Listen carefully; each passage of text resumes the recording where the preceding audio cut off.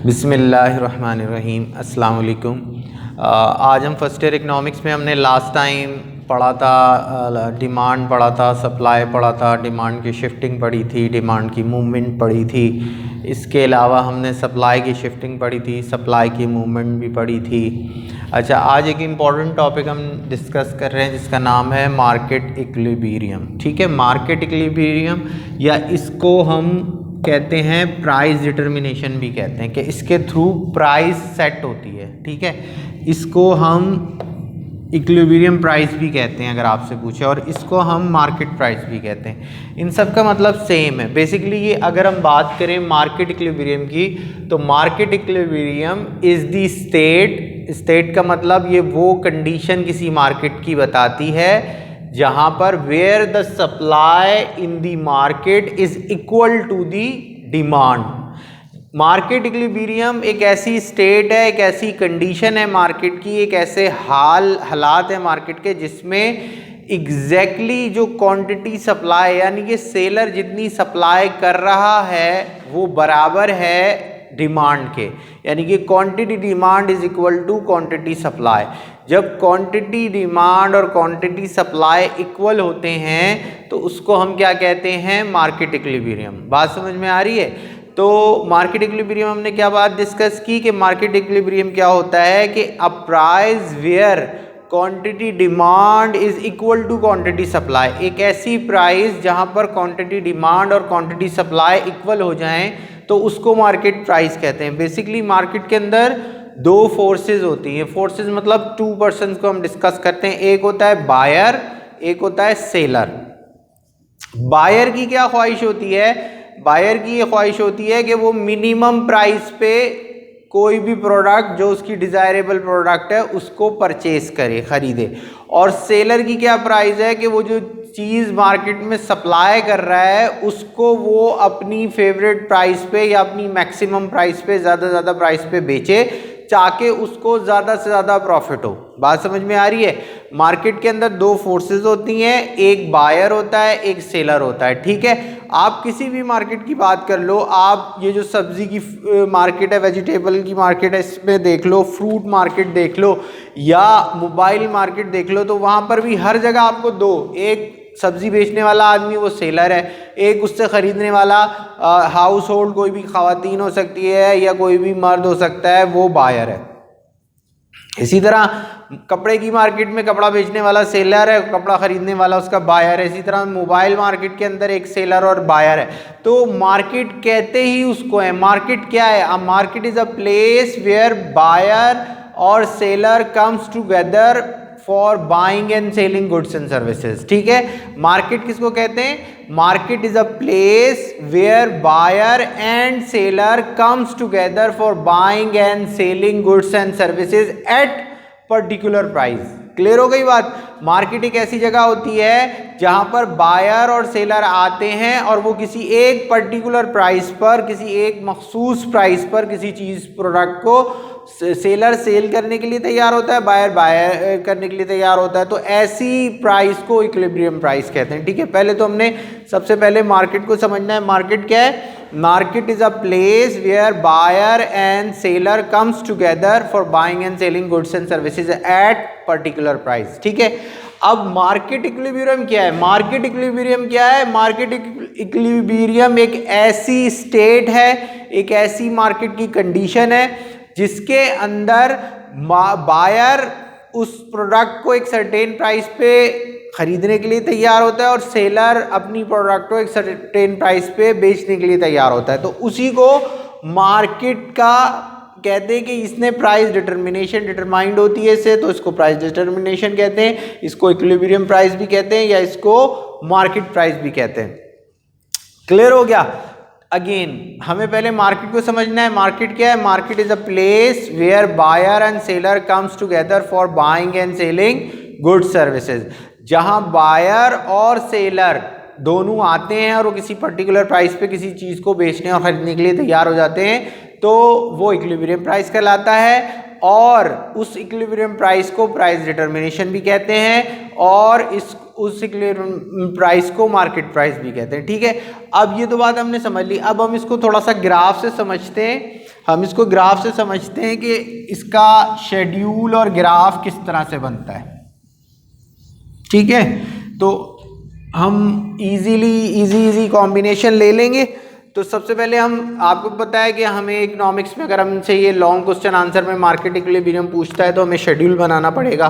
तो शेड्यूल में simple normally हमारा शेड्यूल जो होता है उसके अंदर हम एक चीज़ लेते थे, प्राइस क्वांटिटी डिमांड, मगर यहां पर हम लेंगे प्राइस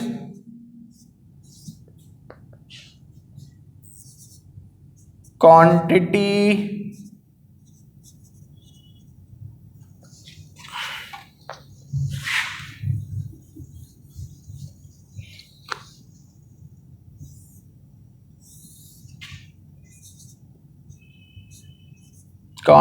डिमांड और क्वांटिटी सप्लाई। ठीक है, सपोज करो हम प्राइस 10, 20, 30, 40 और 50 ले लेते हैं। ठीक है, अच्छा 10 पे सपोज कर लो कि 500 क्वांटिटी डिमांड थी, 20 पे कम हो गए 400, 30 पे कम होकर 300 और 40 पे 200, 50 पे 100। अच्छा, इसको जहाँ से ख़त्म करो वहीं से इसको स्टार्ट कर लो।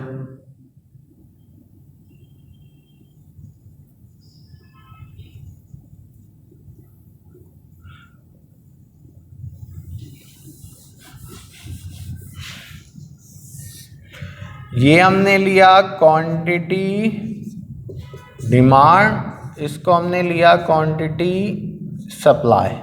अब जहाँ से ख़त्म किया इसको वहीं से शुरू कर लो। 100, 200, 300, 400 और 500। ठीक है, अच्छा अगर अब हम इसको ग्राफ के थ्रू, हमने ये शेड्यूल बना लिया, अब हम ग्राफ बनाएंगे। X axis, Y axis. ठीक है, यहाँ पर हम 0 लेंगे। अब हम देख लें कि हमने 5 कॉम्बिनेशन लिए हैं। हम बार बार इस बात को रिपीट कर दें ताकि समझ में आ जाए। हमने 1 2, ये कॉम्बिनेशन है 1 2 3 4 5 और मिनिमम प्राइस हमारी क्या है 10, मैक्सिमम 50। तो हम 5 जगह से 5 जगह से इक्वल डिस्टेंसेस को मार्क करेंगे। ठीक है, यहाँ पर हम लिख देंगे 10, 20, 30, 40 और 50। यहाँ पर इसी तरह क्वांटिटी को भी हम 5 जगह से इक्वल डिस्टेंस से मार्क कर देंगे। इसका भी देखिए, इसका भी लोअर 100 है, मैक्सिमम 500 है। इसका भी तो इक्विलिब्रियम इससे इजीली हमारा बन जाएगा।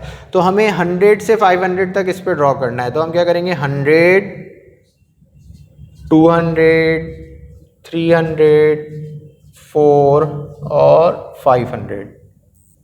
क्लियर है? यहाँ पर हम क्या लेते हैं, यहाँ पर हम लेते हैं प्राइस। ठीक है, और यहाँ पर हम क्या लेते हैं, यहाँ पर हम नॉर्मली क्वांटिटी डिमांड या क्वांटिटी सप्लाई लेते थे, बट ये इक्विलिब्रियम समझा रहे हैं तो हम दोनों ही लेंगे। यहाँ पर हम लेंगे क्वांटिटी डिमांड और सप्लाई। क्लियर हो गई बात? अच्छा जी, अब हम यहाँ पर क्या करेंगे, हम पहले ग्राफ प्लॉट कर लें। अगर हम यहाँ पर ग्राफ प्लॉट कर लें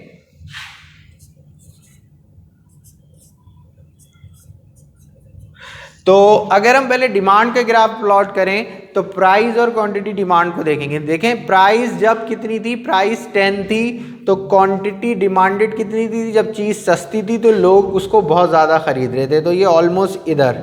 ठीक है, फिर प्राइस 20 हुई तो लोगों ने कम कर दिया, और फिर प्राइस 30 हुई तो लोगों ने और कम किया, फिर प्राइस 40 हुई तो लोग और कम परचेज कर रहे हैं, फिर प्राइस 50 हुई लोग और कम परचेज कर रहे हैं। ठीक है, अब हम प्राइस और क्वांटिटी सप्लाई को देखेंगे। देखें प्राइस 10 थी तो क्वांटिटी सप्लाई, सेलर को कम प्रॉफिट मिल रहा था तो इसलिए सेलर 10 प्राइस पे 100 यूनिट मार्केट में लेकर आ रहा था, और फिर 20 प्राइस पे 200 यूनिट लेकर आ रहा था, 30 प्राइस पे 300 यूनिट लेकर आ रहा था, और 400 पे 40 प्राइस थी तो उस पे 400 लेकर आ रहा था, 50 प्राइस थी तो उस पे 500 लेकर आ रहा था। अब अगर हम इन लाइन को ज्वाइन कर लें ना,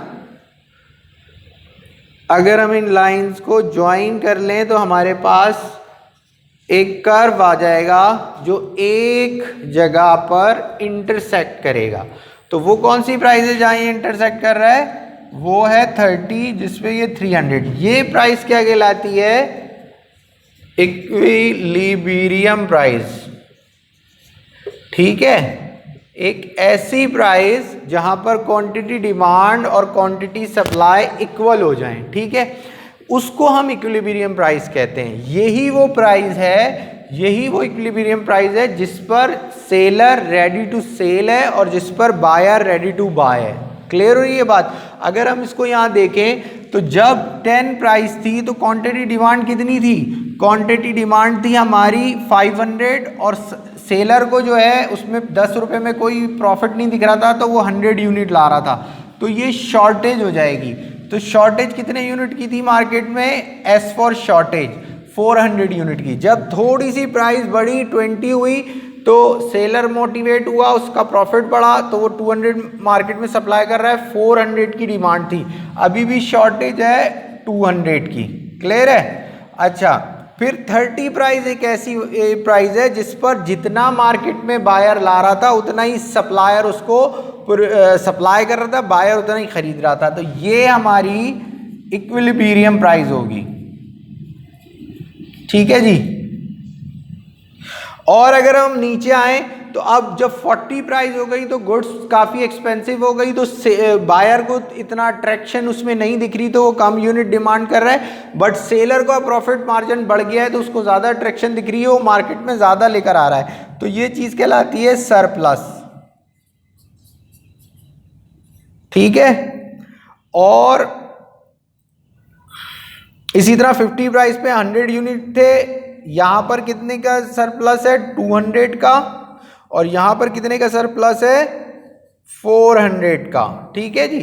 तो मार्केट इक्विलिब्रियम क्या है, market equilibrium is a price where quantity demand is equal to quantity supply. अब अगर हम इसको थोड़ा सा ग्राफिकली भी देख लें, अगर हम ग्राफिकली देखेंगे इसको तो हमारा क्या दिखेगा कि प्राइस जब हमारी 10 थी, जब प्राइस 10 थी तो क्वांटिटी डिमांड कितने यूनिट थे, सिर्फ 100। ठीक है। जब प्राइस 10 थी तो क्वांटिटी सप्लाई कितनी थी, 10 यूनिट की, और क्वांटिटी डिमांड कितनी थी, क्वांटिटी डिमांड हमारी यहां पर आ रही है, देखो जब प्राइस हमारी क्या थी 10, तो क्वांटिटी सप्लाई हमारी कितनी है 100 यूनिट, और क्वांटिटी डिमांड हमारी कितनी है 500 यूनिट। ये बात समझ में आ रही है, ये चीज शो कर रही है।